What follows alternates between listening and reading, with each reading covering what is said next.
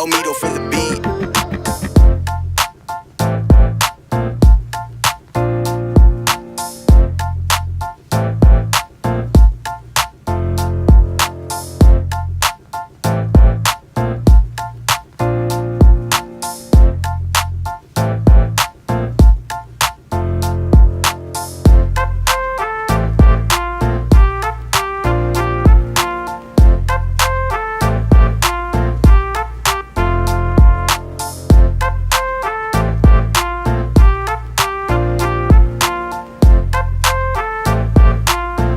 Omido for the beat.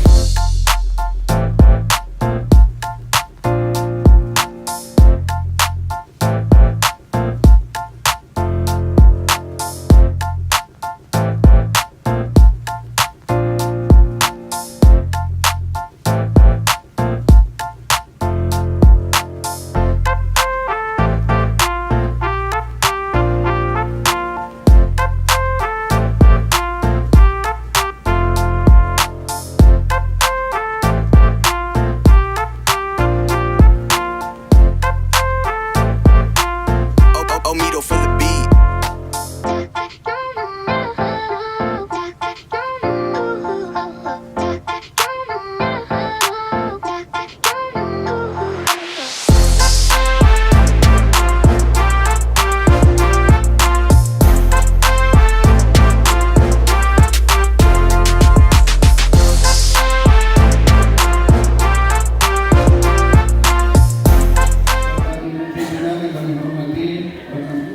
Semua Bapak Ibu yang berbahagia, marilah kita sejenak kita menundukkan kepala sejenak, seraya kita berdoa kepada Allah. Mudah-mudahan kegiatan hari ini sampai dengan selesai kita berjalan dengan lancar dan diberikan keselamatan oleh Allah Subhanahu wa Ta'ala. Bagi yang beragama Muslim, doa insyaallah akan saya pimpin, dan untuk yang non Muslim silakan untuk menyesuaikannya. Bismillahirrahmanirrahim. Alhamdulillahirabbil alamin. Wassalatu wassalamu ala asrofil anbiya'i wal mursalin wa ala alihi wa sahbihi ajma'in. Rabbana atina fid dunya hasanah wa fil akhirati hasanah wa qina azabannar. Wa sallallahu ala sayyidina Muhammadin wa ala alihi wa sahbihi ajma'in. Subhana rabbika rabbil izzati amma yasifun. Wassalamu ala mursalin walhamdulillahi rabbil alamin. Demikian, terima kasih. Wassalamualaikum warahmatullahi wabarakatuh. Muslimin, Muslimin, Muslimin. Terima kasih. Bismillahirrahmanirrahim. Assalamualaikum warahmatullahi wabarakatuh.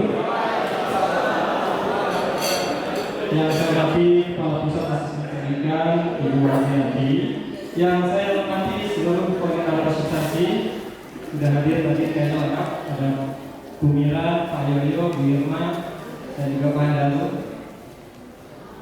Yang saya hormati tentunya yang berbahagia seluruh karyawan dan karyawati Pusat Asesmen Pendidikan yang berbahagia.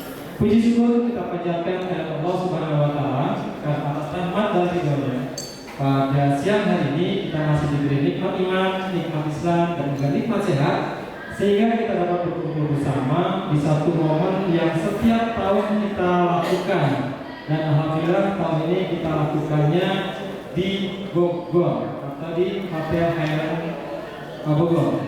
Sebenarnya tempat ini pernah kita lakukan beberapa tahun yang lalu, dan memang banyak yang request kalau bisa pasti tempatnya yang agak sedikit menjauh. Karena memang kalau di Jakarta rata-rata pada pulang Pak Tri, atau yang dekat itu pada pulang. Harapannya kalau di sini mudah-mudahan teman-teman bisa stay full di sini nantinya ya, untuk bersama-sama kita melakukan aktivitas. Tapi secara umum alhamdulillah semua hadir bagus di sini. Kemudian acara ini insya Allah akan kita laksanakan selama 3 hari, mulai hari ini tanggal 14 hingga tanggal 16 Agustus 2023. Dan kami sampaikan juga kepada guru kampus bahwa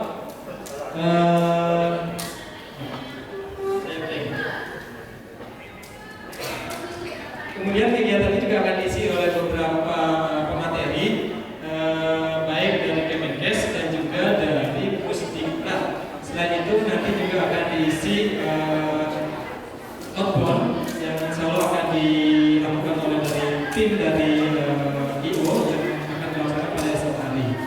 Nanti pada acara malam hari insya Allah juga akan ada materi dan kita akan menggunakan sebagian tiket.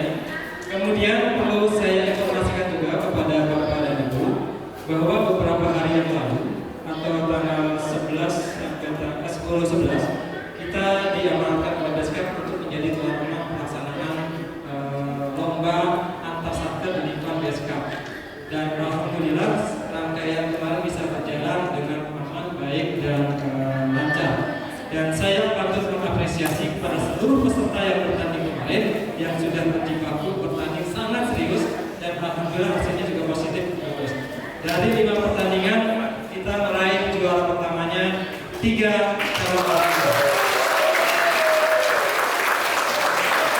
Kami sebutkan yang pertama juara lomba futsal.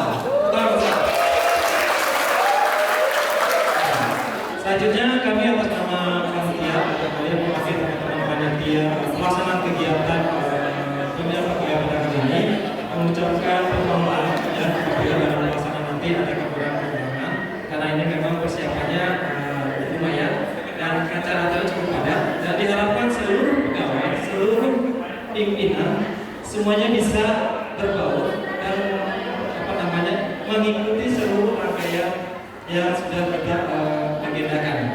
Kami juga mengapresiasi dan mengucapkan terima kasih kepada seluruh panitia yang sudah menyiapkan semuanya, karena panitianya ini sebagai besar memang dari Pusmendik, dari teman-teman yang berada di posisi kiri kita.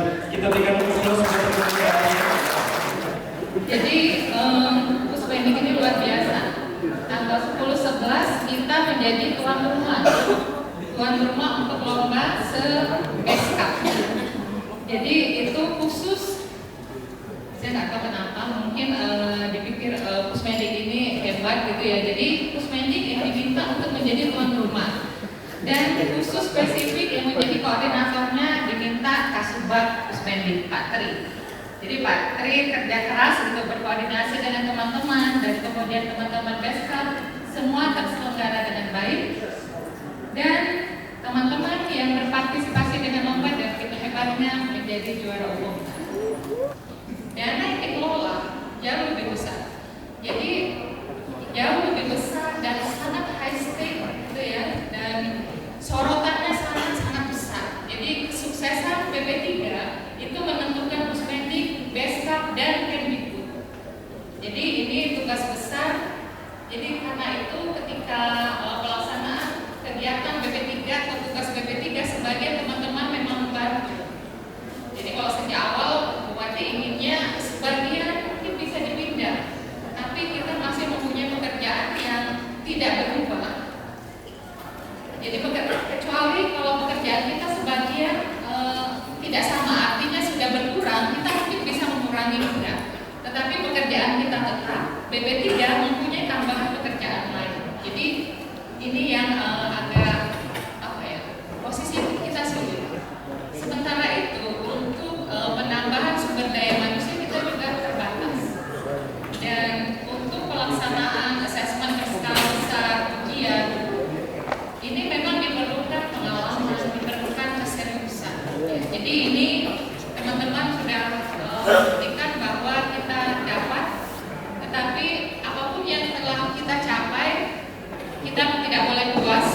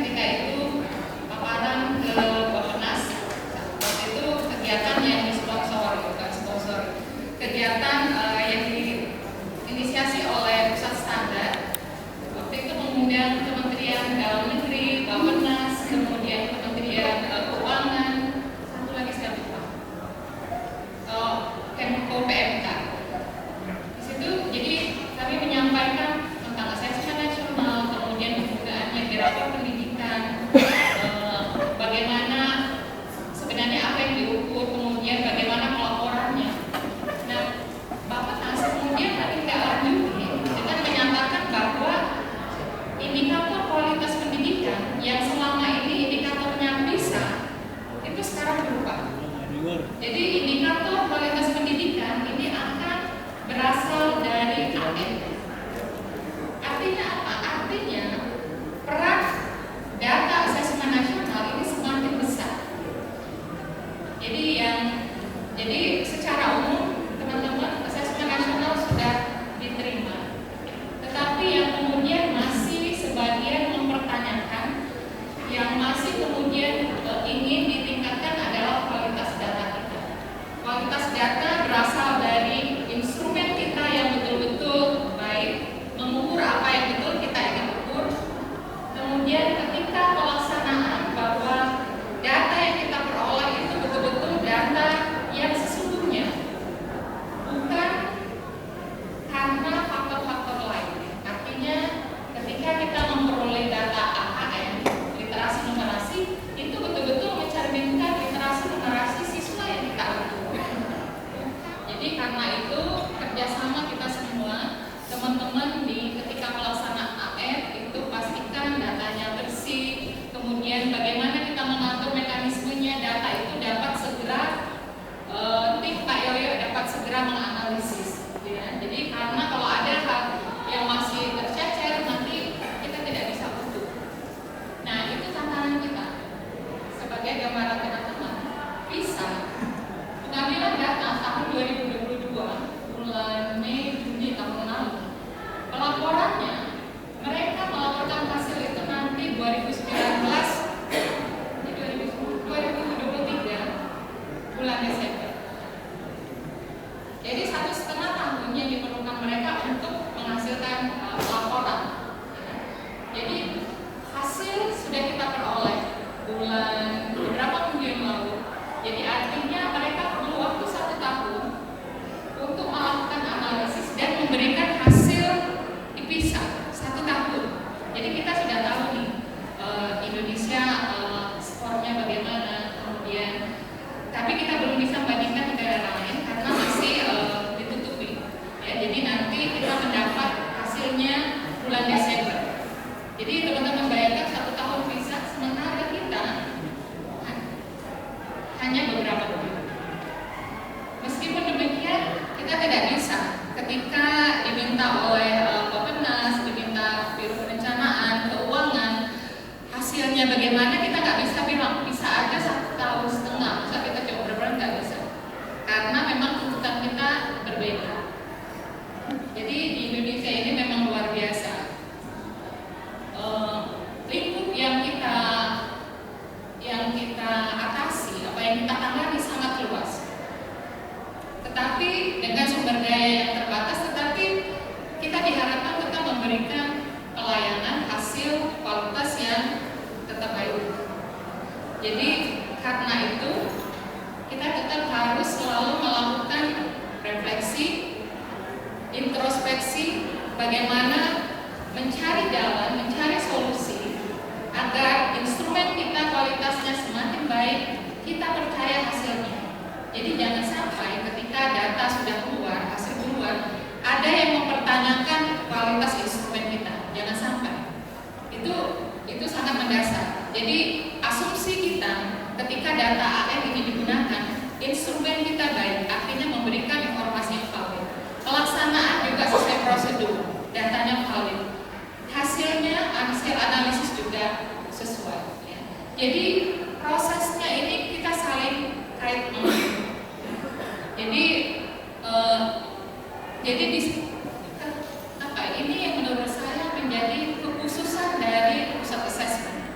Teman-teman melihat di sebagian besar UIN lain, pada umumnya ketika mereka melakukan kegiatan atau mengundang pihak luar, pada umumnya teman-teman internal itu sebagai event organizer.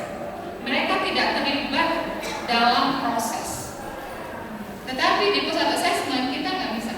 Kita biasanya selalu justru yang ngelit, yang memimpin, yang menentukan apa yang harus dilakukan dan bahkan yang melaksanakan sendiri. Sebagai kementerian ya, jadi selalu menyampaikan visi pendidikan itu adalah Kemdikbud membantu mendukung tercapainya visi misi presiden dengan cara meningkat dengan cara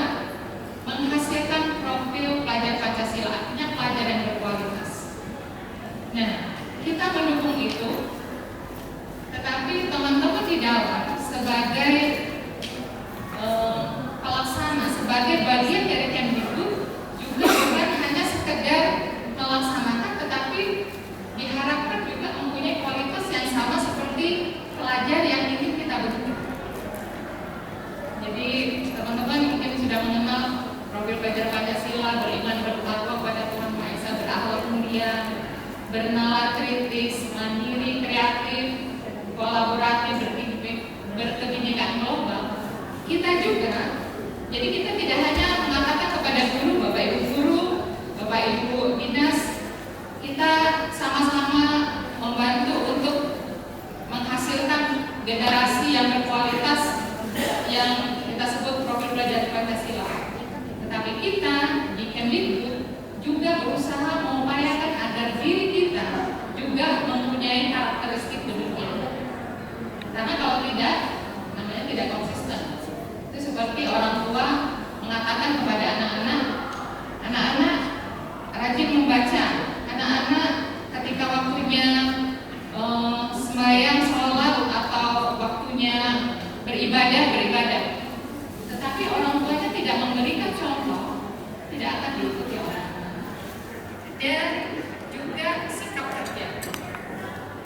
Kecuali Mas Iksan biasanya yang paling hafal di soal ini. Teman-teman lain berakhlak, ada yang tahu singkatan dari apa?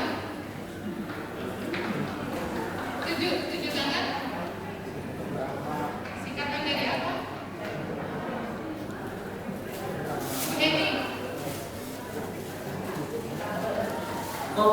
Akuntabel, Berakhlak. yes, akuntabel, kompetitif, harmonis, L-nya, saya tadi barunya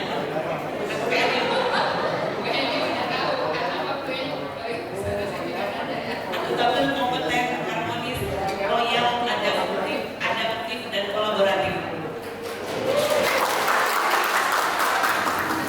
Ini adalah yang diharapkan dari ASN. Di Kemdikbud itu kita juga mempunyai tata nilai Kemdikbud yang integritas, kemudian inovatif, ada hampir overlap, ya. Tapi teman-teman lihat bahwa di situ berorientasi pelayanan, akuntabel, kompeten, harmonis, loyal, adaptif, dan kolaboratif. Kenapa ini menjadi nilai ASN atau harus kita miliki? Karena kita ini pelayan publik. Karena apa yang kita kerjakan ini dibayar oleh uang negara, uang rakyat. Jadi orientasi kita harus pelayanan dan kita harus akuntabel. Artinya apa yang kita lakukan itu harus dapat dipertanggungjawabkan. Jadi ini bukan arisan, ini bukan organisasi biasa, tetapi organisasi pemerintah. Kompeten, harmonis, loyal, adaptif, kolaboratif itu adalah sifat yang harus kita miliki. Kenapa? Kalau ini semua tidak dimiliki, bagaimana kita akan melakukan pelayanan? Nah, jadi teman-teman, ini saya sering menyampaikan dan saya tidak bosan karena ini merupakan awal dari kenapa kita bekerja. Ketika kita menjadi ASN, maka kita komit untuk menyukseskan program yang sudah ditetapkan oleh kementerian. Ini komitmen kita. Dan untuk itu, maka dalam menjalankan tugas kita, tidak sekedar menjalankan program kegiatan itu bisa dilaksanakan dengan berbagai cara. Uang bisa dihabiskan dengan mengatakan kegiatan sudah jalan. Tetapi yang menjadi pertanyaan, apakah uang yang kita keluarkan itu sudah mencapai sasaran? Apakah perencanaan yang kita lakukan itu betul-betul memang sudah kita pikirkan yang paling baik? Bertemu dengannya menyatakan saya sudah berbuat semaksimal mungkin Tuhan. Jadi kita tidak disalahkan. Saya sudah melakukan upaya semaksimal mungkin sesuai dengan kemampuan saya. Jadi masing-masing kita berbeda, kemampuan kita berbeda-beda, minat bakat kita berbeda-beda. Yang diukur adalah usaha kita, bukan pencapaian atau prestasi. Karena prestasi sangat relatif. Mudah-mudahan kita di keluarga Pusmedik mencapai ke sana selamat sekarang, yang akan datang bahagia, sehat sekarang, yang akan datang. Terima kasih sekali lagi atas komitmen, keseriusan, dedikasi teman-teman dalam bekerja. Semoga semua mendapat ganjaran amal ibadah menjadi pertanggungjawaban kita. Kita semua selamat, keluarga kita selamat sekarang yang akan datang. Terima kasih teman-teman, selamat mengikuti pembinaan. Ini pakai acara kita ya. Dengan mengucapkan Bismillahirrahmanirrahim, saya nyatakan pembinaan pegawai penguatan budaya kerja berakhlak untuk Pusmedik Maju dibuka.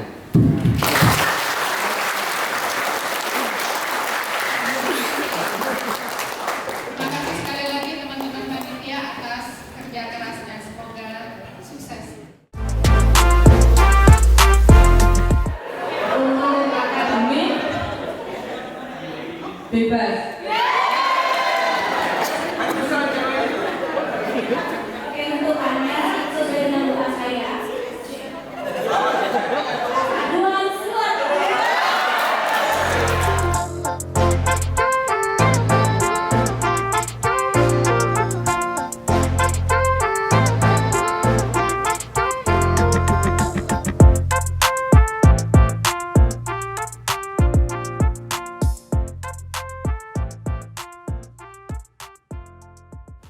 Kemarin saya dihubungi beberapa hari yang lalu ya, saya dihubungi Mbak Lisa, udah nanti isi di pembinaan ya. Saya pikir itu template mau baca doa gitu ya. Jadi mungkin kita tundukkan kepala enggak ya? Baca doa lagi enggak? Nah, ternyata saya diminta untuk sharing pengalaman.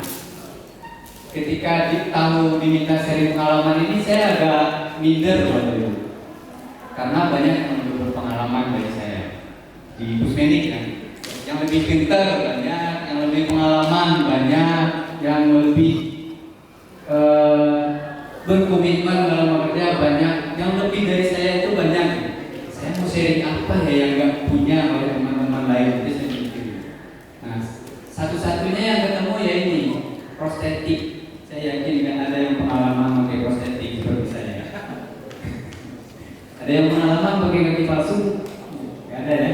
Nah, jadi mungkin saya akan cerita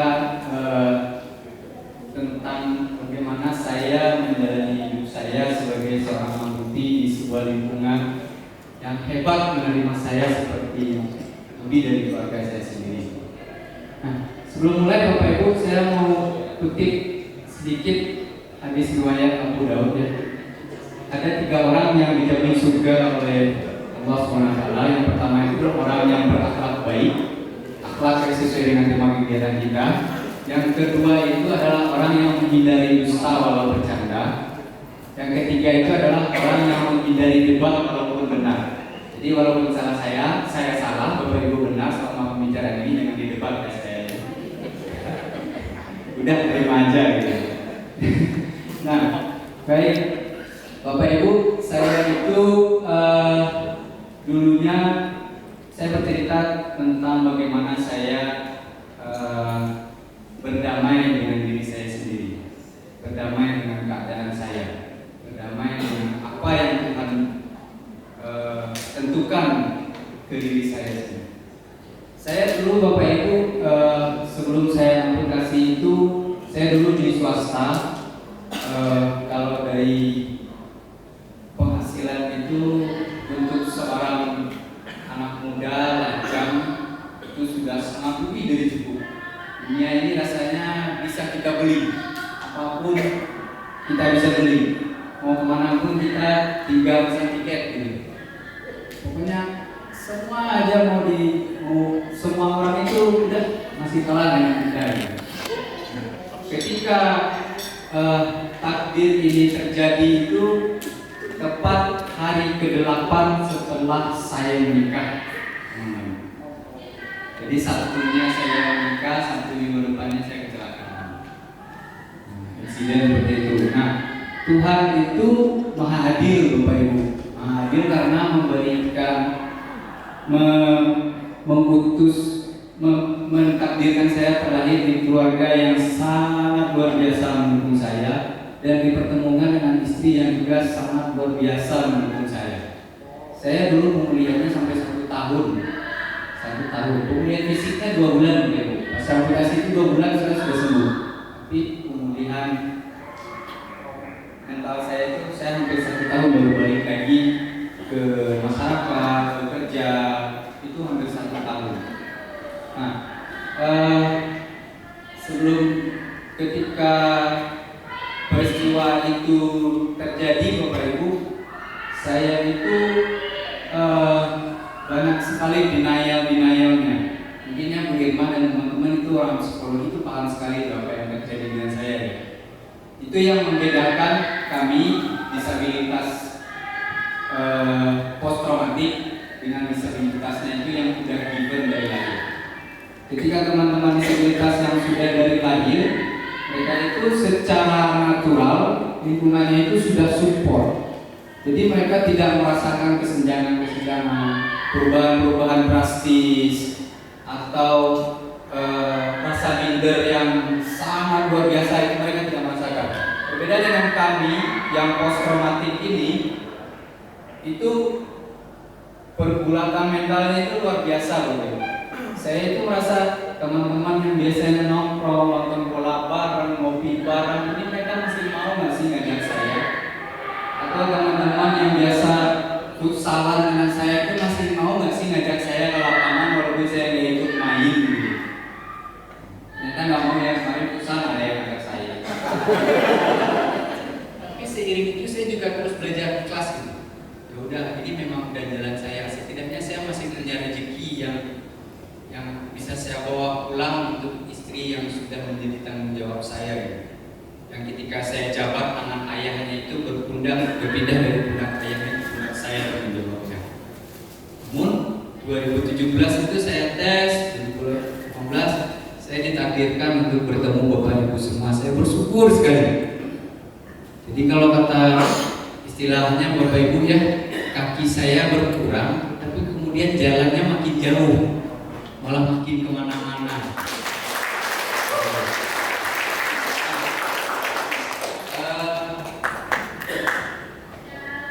Terkait kaki ya, kaki ini Bapak Ibu, ini mungkin apa ya? Ada namanya istilahnya phantom pain, phantom pain. Jadi saya itu sampai hari ini masih merasakan kadang sensasi-sensasi kaki saya itu masih ada. Jadi kadang tuh kalau sambil duduk tuh gatal nih, masih merasa gitu, masih merasa ada kakinya gitu. Itu juga ketika saat-saat tertentu ada levelnya sampai mengganggu, ada levelnya yang biasa saja, ada yang sampai mengganggu. Nah, itu juga saya terima sudah saya terima dengan lapang dada gitu. Memang keadaannya seperti itu. Ternyata saya ketemu fisioterapis, saya ketemu komunitas teman-teman amputi yang lain. Ternyata memang itu udah nggak bisa dihilangkan, itu adanya di pikiran. Dulu latihan jalan itu Bapak Ibu ketika pertama kali pakai prostesis itu saya tanya-tanya, diskusi yang lain itu ada yang belajar sampai sebulan, 2 bulan, ada yang sampai setahun baru lancar gitu ya. Saya dipandu oleh istri saya itu, alhamdulillah seminggu itu saya bisa nggak pakai tongkat. Karena saya nggak mau berlama-lama seperti itu Bapak Ibu. Kalau pakai tongkat itu tangan saya nggak bebas. Saya mesti pegang tongkat begini, jalan itu kan bisa ngapain.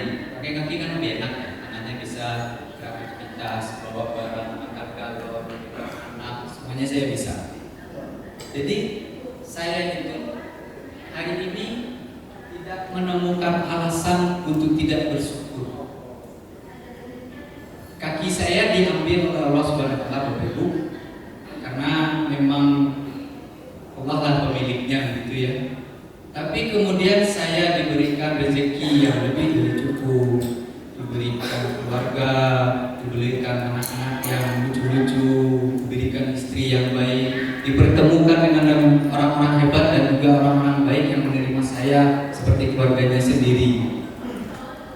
Maka Fabian Allah Rabbikumatu Kaziban, Bapak Ibu ya, nikmat mana lagi yang mau didustakan? Tadi pagi Bapak Ibu, saya ke kantor itu naik TJ, naik Transjakarta, bus penuh. Jadi saya minta sama petugas, Mas, saya pakai kaki palsu, minta tolong carikan saya tempat duduk. Karena masyarakat kita itu belum memandang itu sebagai suatu hak, tapi masih charity base. Nah, tapi mirisnya Masnya ini langsung teriak tuh, mohon kerjasamanya satu tempat duduk untuk bapaknya yang lagi sakit. Nah itu contoh kecilnya ya Bapak Ibu ya. Kira-kira kenapa dia bilang sakit Bapak Ibu? Saya yang tadi sehatnya jadi sakit, sakit hati. Ya. Itu karena memang saya harap ya, ini terima kasih juga buat Agus, Pak Tri, teman-teman panitia memungkinkan saya untuk sharing di sini ya terkait ini, karena disabilitas itu di kita, di masyarakat kita itu udah nomor sekian gitu, biar diperhatikan. Makanya saya asumsinya hanya dua kemungkinan dia mengatakan saya sakit gitu. Yang pertama biar orang lain geraknya cepat. Yang kedua karena dia memang gak paham tentang apa itu kaki palsu, apa itu disabilitas. Dia pikirnya kalau pakai kaki palsu ini karena sakit. Padahal saya sehat-sehat gitu. Orang saya jembatan situ gunung aja sampai situ-situnya saya seberangi gitu. Ya Mbak Mega ya, Mas Adi dulu mana Mas Adi? Terima kasih banyak Pak Sidik. Alhamdulillah hari ini Pak Sidik sehat. Diajak room tour sama Pak Sidik ke lantai 7, ke lantai setiap lantai dulu ya Pak Sidik ya. Saya diajak room tour dan saya satu-satunya. Dan teman-teman kan ada dan siapa? Aku datang lagi, ada satu CPNS baru gitu. Ketika kesan pertama saya masuk Pusmedik itu Bapak Ibu, Pak Sidik itu orangnya baik. Itu Pak Abdul ya. Di APHP itu ada Pak Beni, Bu Yanti kalau nggak salah masih di bidang itu gitu ya. Nah, kesan saya itu teman-teman tuh welcome sekali. Dan satu hal yang jadi catatan yang saya ingat itu, teman-teman Pusmedik itu gak ada yang nanya kaki saya kenapa sebelum saya yang memulai. Gak ada nih. Pak Beni, teman-teman APHP itu gak ada yang nanya kenapa kok pakai gelas, gak ada, kecuali saya yang memulai. Artinya saya yang memulai itu ada obrolan dulu yang mengantarkan kita ke sana gitu. Teman-teman tuh gak ada yang nanya. Saya melihat itu sebagai suatu penghargaan. Saya melihat itu sebagai bahwa teman-teman itu memandang saya sebagai Abdul, bukan sebagai difabel, kan kakinya palsu. Saya nggak melihat itu seperti itu, dan saya akan selalu ingat itu insya Allah. Teman-teman waktu itu pada hektik ya, sibuk ya, tapi welcome banget gitu. Mungkin itu saja dari saya Bapak Ibu. Kita motivasi itu apa ya? Saya sebenarnya bukan orang yang andal untuk memberikan motivasi, malah saya nggak suka profesi seorang motivator itu. Jadi motivator itu saya nggak suka. Tinggalkan zona nyaman ya, tapi dia sendiri bertahu-tahu tetap jadi motivator ya.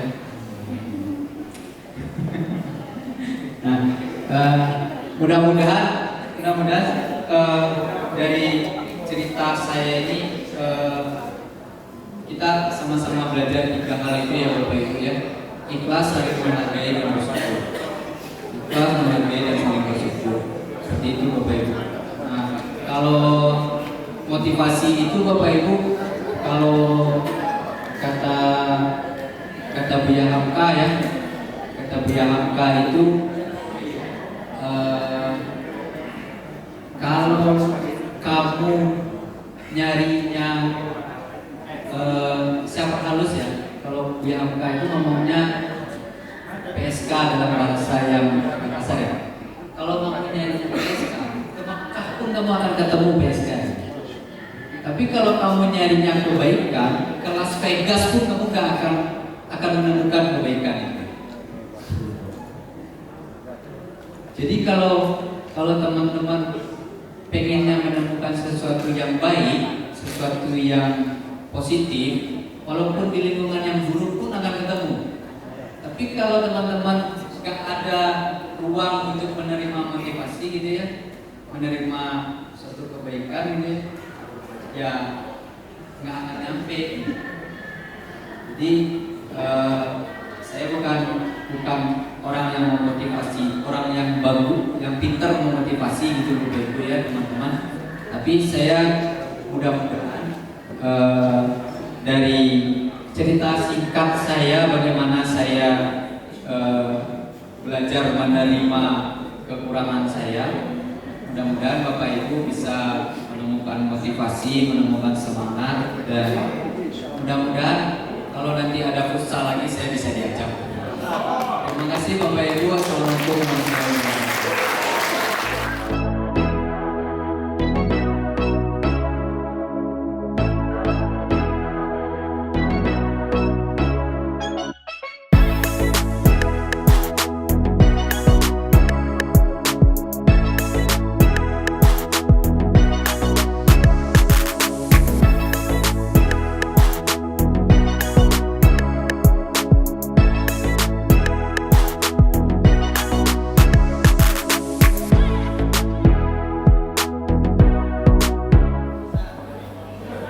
Ya, dikasih pesan dulu Pusmen itu pasti bisa. Oke.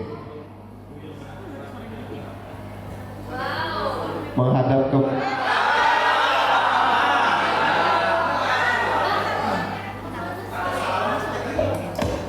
Oke.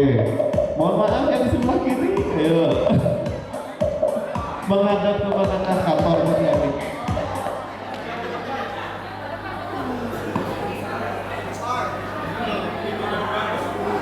Wah, lumayan banyak yang benar ternyata.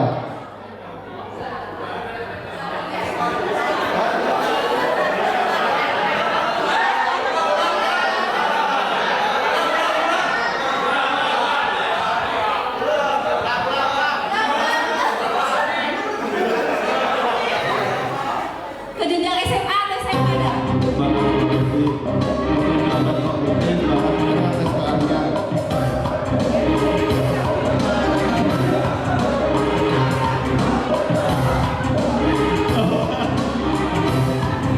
Ayo 4 detik lagi 3, 2, 1.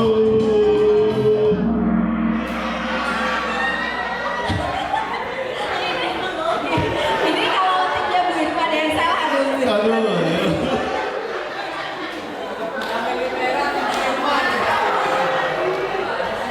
Ini yang salah 32 loh ya, yang milih Anda. Oke, next kita lihat presentasinya. Wah, udah mulai dikejar ya. Ayo. Ya baik, siap Bapak Ibu, next.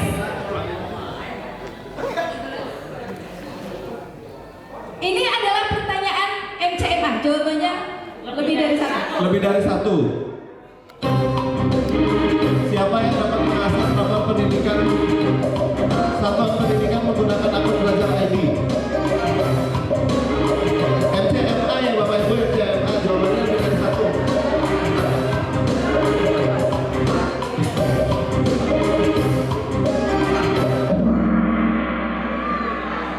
Ya, jawabannya kepala sekolah dan guru ya.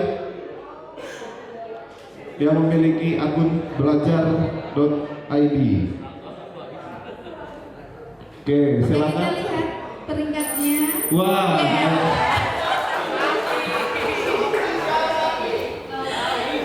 Peringkatnya sapi nih. Kereta sapi. Terakhir. Asap kereta api listrik terbang mengikuti arah angin.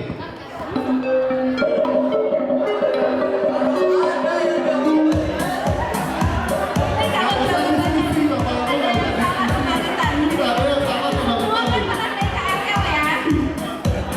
Apalagi yang pejuang KRL tuh. Semua kan pernah naik KRL ya. Oh kan? Iya. Yang jawab benar siapa? Yang jawab benar siapa? Ada? Berarti nggak pernah naik KRL.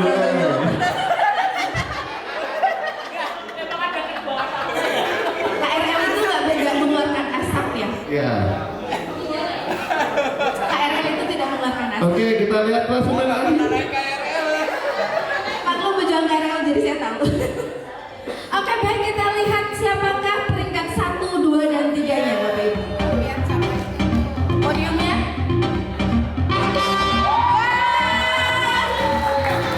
Kita lihat.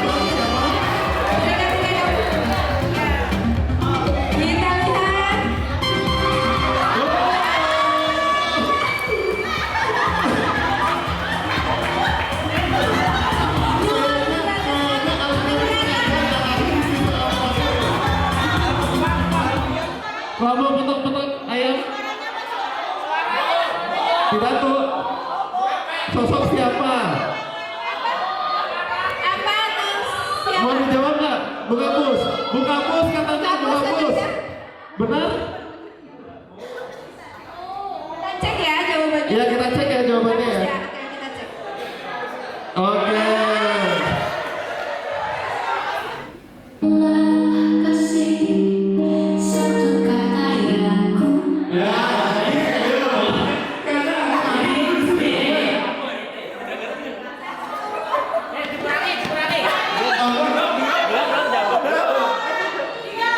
Ada cinta. Ya, benar. Pola hidup sehat untuk budaya kerja yang efektif.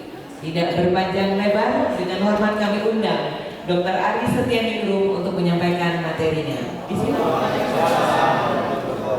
Selamat sore dan salam sejahtera Bapak Ibu. Senang sekali pada sore hari ini kita bisa bersama-sama di sini. Mungkin bukan memberikan materi sharing mungkin ya. Sharing bagaimana pola hidup yang sehat atau bagaimana kita bisa menjaga kesehatan di tengah-tengah kesibukan kita sehari-hari. Ya, jadi saya yakin di sini ada MCU nggak, Bapak Ibu? MCU medical check up rutin tidak ada ya. Jadi kalau di Kementerian Kesehatan kami mulai 2 tahun terakhir ada medical check up rutin, tidak hanya untuk pejabatnya saja tapi juga untuk stafnya juga, dan dari hasil tersebut membuat kami terkaget-kaget gitu ya. Ternyata dari direktorat kami, saya gambarkan direktorat kami jumlahnya ada 60 orang. Dari 60 orang itu yang benar-benar sehat, tidak ada faktor resiko apa-apa begitu ya, itu hanya 10%, 10 orang yang benar-benar sehat. 50 lainnya, 50 per 60 itu 80% lebih, itu ternyata sudah ada tanda-tanda. Jadi kalau nggak dia berupa penyakit, sudah ada penyakitnya yang batu-batuan itu banyak. Batu empedu, batu ginjal, dan yang lain-lain, ini hampir 50%-nya. Kemudian yang berat badan berlebih, obesitas, itu juga 50%-nya ada. Persen lemaknya yang berlebih, kolesterol berlebih, gula darah berlebih, itu juga banyak. Jadi lebih dari 80%-nya, meskipun kelihatannya kayaknya kecil-kecil, badannya sepertinya ideal, tidak berlebih, tidak terlalu berlebih, ternyata ada faktor resiko kesehatan yang ada di dalamnya. Dan kalau dibandingkan dari hasil medical check up ketika kita masuk PNS awal, kita coba membandingkan, ternyata perbedaannya cukup banyak. Jadi yang dulunya masuknya masih sehat-sehat, ternyata seiring dengan berjalannya waktu, ketika kita menjadi PNS, faktor resikonya ternyata semakin bertambah. Itu yang ada di direktorat kami di Kementerian Kesehatan. Mungkin kalau di sini kondisinya bisa lain ya, bisa berbeda. Tapi itu juga cukup membuat perhatian juga untuk kami bahwa ternyata bahkan kita yang bergerak di sektor kesehatan yang kerjaannya setiap hari adalah membuat edukasi, promosi gaya hidup sehat pun kalau dilihat hidup kita tidak sehat gitu ya, tidak sehat. Tandanya apa ya, tadi dari medical check up yang kayaknya kita sehari-hari masih bisa kerja kayak biasa, tetapi ternyata di belakang itu, di dalam tubuh kita ternyata sudah menyimpan bibit-bibit penyakitnya itu sudah ada. Yang kalau kita tidak menjaga itu dengan baik, nantinya 5 tahun, 10 tahun ke depan mungkin akan berkembang menjadi berbagai penyakit.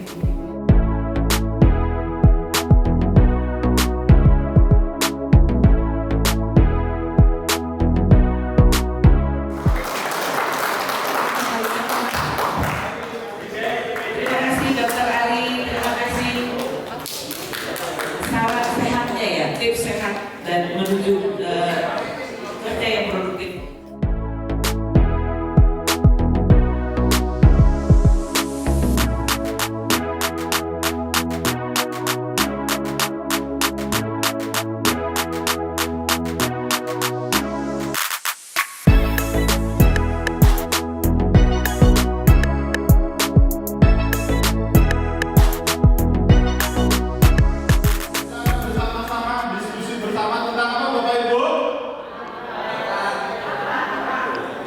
Budaya kerja, apa itu berakhlak? Berarti ini membuktikan bahwa Ibu semuanya harus ikut sesi ini sampai selesai, oke? Siap semuanya? Baik, Bapak Ibu semuanya, mohon izin memperkenalkan terlebih dahulu Bapak Ibu semuanya. Tadi sudah disebutkan Ibu MC yang luar biasa. Saya Taman Budianto, Bapak Ibu semuanya. Sehari-hari di Pusdiklat Bapak Ibu semuanya dan terlibat di beberapa proyeknya di KPK untuk kepemimpinan integritas di para pimpinan Bapak Ibu semuanya. Mungkin itu ya Bapak Ibu semuanya. Suara saya bisa didengar? Bisa didengar? Mau pakai mic atau tidak pakai mic? Baik, saya sesuai keinginan Bapak Ibu semuanya. Halo? Boleh lanjut semuanya? Oke. Satu syaratnya Bapak Ibu semuanya untuk mengikuti sesi ini, semuanya harus? Semuanya bisa fokus? Bisa? Oke. Salah satu ciri secara psikologis kalau belum fokus itu lupa letak dagingnya. Bisa fokus semuanya? Halo? Bisa fokus? Saya tes lagi ya. Kalau tes ini lolos, bisa kita lanjut materinya. Siap? Oke, ketika saya bilang ada kata tepuknya, maka ikuti tepuk tangan sesuai instruksi, sekeras-kerasnya. Kalau tidak ada kata tepuknya, tidak perlu tepuk tangan sesuai instruksi. Oke? Bisa dipahami? You understand? Are you ready? Tepuk sekeras-kerasnya ya Bapak Ibu semuanya. Tepuk 1, tepuk 2, 1.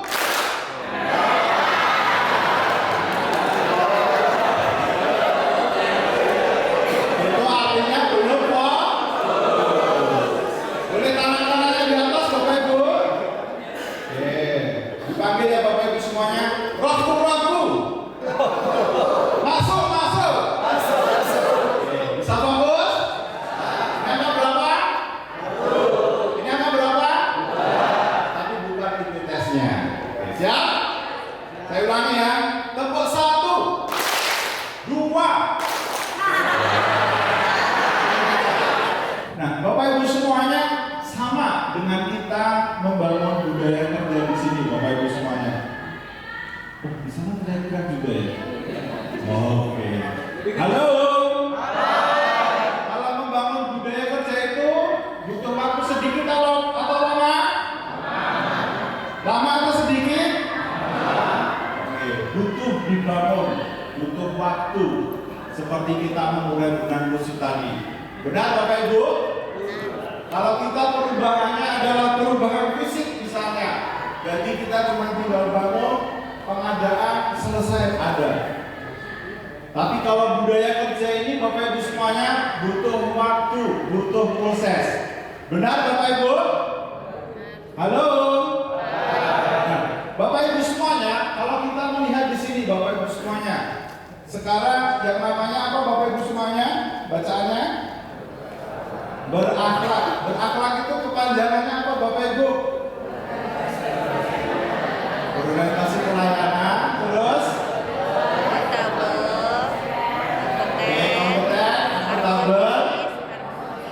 Harmonis, loyal, kolaboratif. Halo. Apakah semua Bapak Ibu sini semua sudah kompeten? Apakah semua sudah kompeten? Sudah atau belum?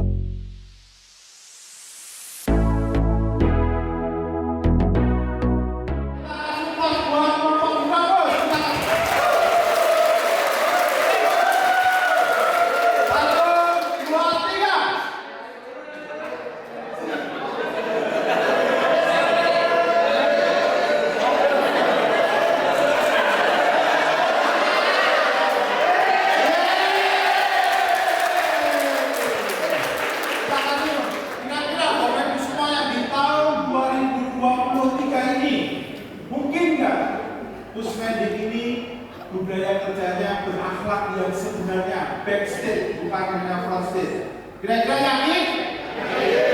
Yakin bisa? Oke, baik Bapak Ibu semuanya, itulah yang dinamakan apa Bapak Ibu? Ada yang bilang sepertinya tidak bisa, mustahil dan sebagainya. Di sini namanya apa Bapak Ibu? Boleh dibaca? Keras Pak? Apa? Belief yang terbatas, karena kita terberubah gak mungkin dan sebagainya. Ternyata itu yang harus kita ubah menjadi apa Bapak Ibu semuanya? Semuanya siap berakhlak? Yakin? Baik, kita kasih close buat semuanya. Terus nanti halo? Pagam. Kalau menurut Pak Agam sudah 13 tahun di Pusmedik, teman-teman di Pusmedik itu lebih banyak. Ada nggak menghadapi Pak Agam ini menemukan di Pusmedik ini orang yang menyerah? Pernah nggak Pak? Oke. Lihat. Pernah Pak melihat? Nggak ya? Nggak salah gitu ya. Halo? Oke, di sana ada pertanyaan? Any question? Ada pertanyaan Bapak Ibu? Halo? Ada pertanyaan? Lanjut? Oke, baik. Berikutnya Bapak Ibu semuanya. Kalau kita Bapak Ibu semuanya dikatakan firman ini Bapak Ibu, kalau kita merubah sikap kita, yang paling rendah apa Bapak Ibu?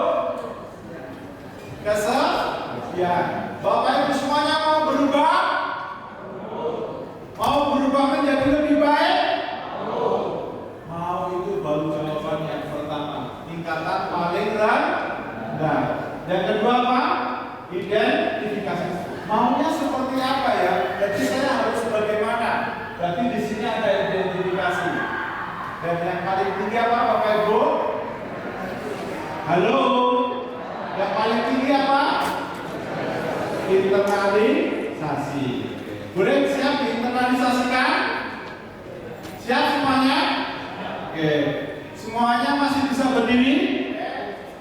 Rumus siap? Benar. Are you ready? Ready. Maju.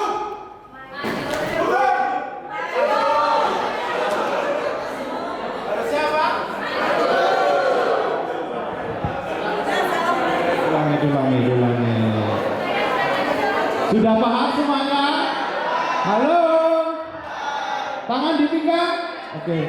Rumus siapa? Itu rumus uji coba. Yang benarnya adalah benar salah.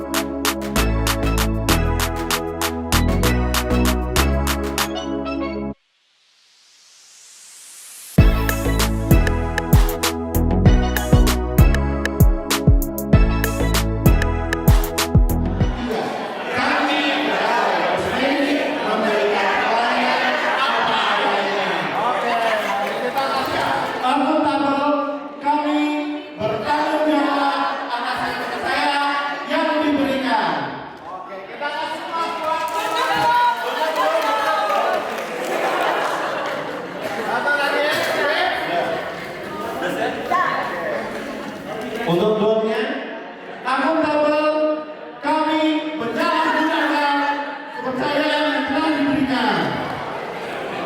Kami warga Kuspendi saling peduli dan menghargai perbedaan.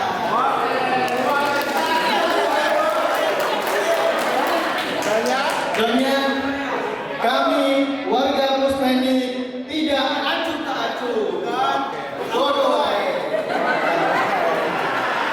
Kami terus berinovasi dan antusias dalam menggunakan ataupun menghadapi perubahan. Doanya, kami tidak menolak perubahan.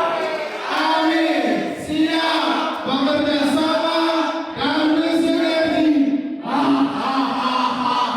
Kedua, tiga. Kami pegawai Kuspendi loyal, berdedikasi dan mengutamakan kepentingan bangsa dan negara. Kami tidak membocorkan soal yang merupakan rahasia negara. Apa yang terjadi? Padahal hukum kicau tadi apa? Kanan dan kiri sama. Bapak bekerja 100%, tapi yang didapatkan 80%. Kira-kira hasilnya apa? Alhamdulillah. Kira-kira apa Bapak Ibu? Kanan dan kiri sama, maka yang kiri akan jadi apa Bapak Ibu? Ya? Gimana Bapak? Kira-kira apa yang terjadi Bapak Ibu? Kanan dan kiri sama. Yang kanan pasten, yang kiri maka akan terjadi apa Bapak Ibu? Kira-kira apa Bapak? Maka yang 20% itu Bapak Ibu semuanya akan menjelma hadir dalam bentuk rezeki yang lain. Anak-anak kita mendapatkan beasiswa, anak istri kita sehat semuanya, dan ini menjelma menjadi rezeki bentuk yang lain. Kalau sekarang yang kedua Bapak Ibu semuanya, kita bekerja 70% dan yang kita dapatkan 100%. Kira-kira apa yang terjadi Bapak Ibu? Senang atau susah? Bekerjanya sedikit 70%, tapi saya mendapatkan sama 100% dengan yang lain. Kira-kira apa yang terjadi? Tidak adil. Senang atau susah dengan kondisi yang kedua? Kenapa susah? Halo? Kanan dan kiri sama, maka apa yang terjadi Bapak Ibu? Gimana? Maka yang terjadi adalah 100% itu dia akan menggunakan secara paksa. Anak-anak kita yang harusnya sehat, kita harus mengeluarkan uang karena kinerja kita tidak 100%. Dan seharusnya kita tidak mengeluarkan uang itu, tapi kita harus mengeluarkan itu. Karena hukumnya kanan dan kiri sama. Nah, Bapak Ibu semuanya, halo. Kalau kondisinya yang kedua, kira-kira apa yang harus kita lakukan, Bapak Ibu? Apa? Benar? Apa? Sedekah. Bukan sedekah. Kira-kira apa, Bapak Ibu? Antara kanan dan kiri sama. Kalau kondisi yang kedua, apa yang kita lakukan, Bapak Ibu? Ya. Yang dilakukan apa, Bapak Ibu? Meningkatkan kinerja. Justru dengan yang kedua itu kita risau. Apa yang bisa saya kontribusikan sehingga ini bisa menjadi 100%? Bukan beruntung ya, tetapi kita justru bagaimana berupaya kita bisa meningkatkan. Seharusnya dengan kondisi yang kedua ini kita risau. Apa sih yang bisa saya kontribusikan agar ini bisa menjadi 100%? Dan yang kondisi yang ketiga, Bapak Ibu semuanya, kita bekerja 150%. Lebih dari yang lain. Yang lain tidak lembur, Bapak Ibu semuanya lembur. Dan tetapi yang kita terima adalah 100%. Kira-kira apa yang terjadi, Bapak Ibu? Kira-kira apa yang terjadi? Stres. Baru kali ini Bapak Ibu, benar juga ya, stres. Kira-kira apa lagi, Bapak Ibu? Tipes, waduh, tipes. Halo, Bapak Ibu semuanya, seperti hukum Kirchhoff 1, kanan dan kiri yang sama, maka dia akan menambahkan dalam bentuk rezeki yang lain. Dari tiga kondisi ini kita belajar, Bapak Ibu semuanya. Sebenarnya apapun yang kita lakukan, Bapak Ibu semuanya, itu semuanya akan kembali ke dalam diri kita. Apapun, tapi dalam mendapatkannya itu tidak ada integritas. Sebenarnya itu bukan kesuksesan, tapi sebuah kegagalan. Demikian Bapak Ibu semuanya dari saya.